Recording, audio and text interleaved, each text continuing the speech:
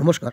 আজকে আলোচনা করব আত্মজীবনী ইতিহাসের উপাদান হিসাবে কতটা গুরুত্বপূর্ণ এবং বিপিনচন্দ্র পালের আত্মজীবনী ৭০ বছর তা তুলে ধরার চেষ্টা করব। এই আলোচনাটি মূলত মাধ্যমিক পরীক্ষার্থীদের জন্য খুবই গুরুত্বপূর্ণ। আত্মজীবনী এবং স্মৃতিকথা তৎকালীন বা সমকালীন প্রত্যক্ষদর্শীদের অভিজ্ঞতার কথা উঠে আসে। এই বর্ণনাগুলি থেকে লেখকের নিজস্ব বিচারধারা, মূল্যবোধের আলোকে পরিবেশিত হলেও তাতে সত্যের পরিমাণ অনেক বেশি থাকে। তাই আধুনিক ইতিহাস চর্চায় এগুলোর গুরুত্ব যথেষ্ট বৃদ্ধি পেয়েছে।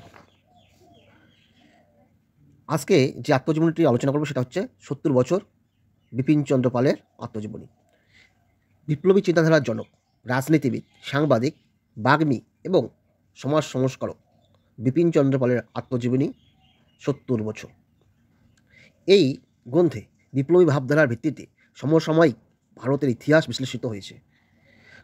এই গ্রন্থটিতে বিপিনচন্দ্র পালের রাজনৈতিক জীবনের একটা বড় অংশ আলোচিত না হলেও এ সুবাদে আমরা শ্রীহট্ট জেলার পোল গ্রামের নানা ঘটনা, পুরনো কলকাতার কথা, ব্রাহ্ম সমাজের ইতিহাস, ধর্মভীরু বাঙালির জাতীয়তাবাদে দীক্ষাগ্রহণ প্রভৃতি ঘটনার কথা জানতে পারি।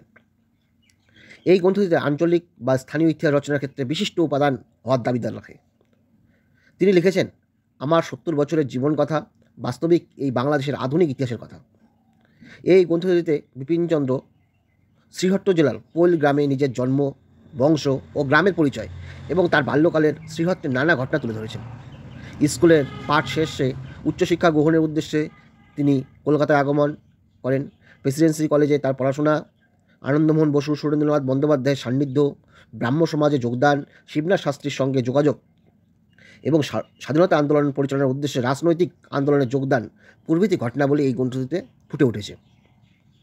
স্বদেশী, বয়কট ও পূর্ণস্বরাজ ছিল তার রাজনৈতিক আদর্শের প্রধান দিক।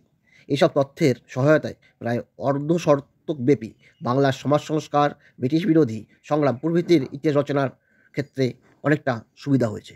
ধন্যবাদ।